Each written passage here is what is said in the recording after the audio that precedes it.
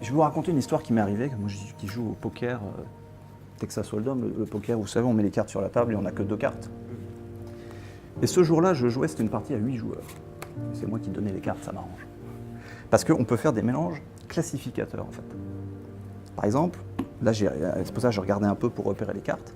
Et quand j'ai bien repéré les cartes, après, on peut les placer aux positions qui nous intéressent en faisant des mélanges, vous voyez, avec des décalages comme ça. Là, on décale, on reprend, comme ça, comme ça. Et là, normalement, ça doit être pas mal pour 8 joueurs, pour vous raconter l'histoire qui m'est arrivée. 1, 2, 3, 4, 5, 6, 7. Et comme c'est moi qui donne, théoriquement, je me sers bien. 1, 2. Je me suis bien servi, Bon. Alors évidemment, également, pour que les autres joueurs misent, il faut leur donner des bonnes cartes.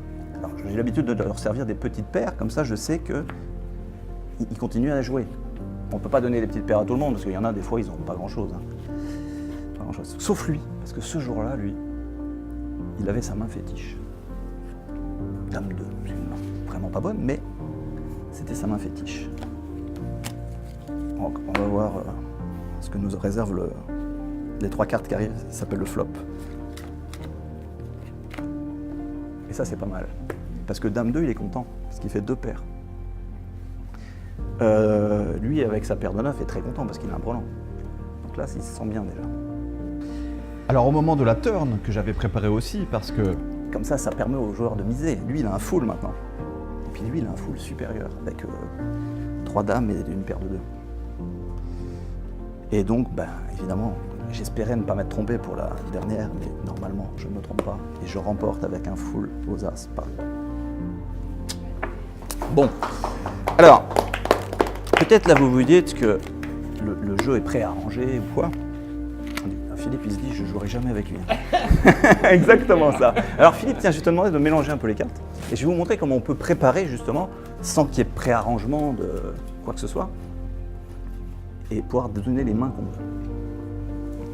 Alors déjà, il faut repérer des trucs qui peuvent être intéressants. Voilà, ça c'est pas mal du tout. Pas mal. Alors, tiens, Philippe, tu vas décider combien tu veux de joueurs. 6 joueurs. Ok, c'est parti, je vais monter pour 6 joueurs les mains. Là, on croit que je mélange, j'accentue un petit peu les décalages pour que vous puissiez suivre, mais on n'a vraiment quand même pas l'impression que je peux contrôler quoi que ce soit. Et pourtant, du mélange de Philippe, là, théoriquement, j'ai monté une bonne main pour 6 joueurs pour moi. 1, 2, 3, 4, 5. Ah oui, parce que je me sers toujours bien au début, hein, c'est mieux. Hein. Et alors, on va voir le flop. On brûle. 1, 2, 3. Et le flop est pas mal. Donc voilà, moralité, ne jouez jamais avec les gens que vous ne connaissez pas parce que vous risquez quand même de perdre. Merci.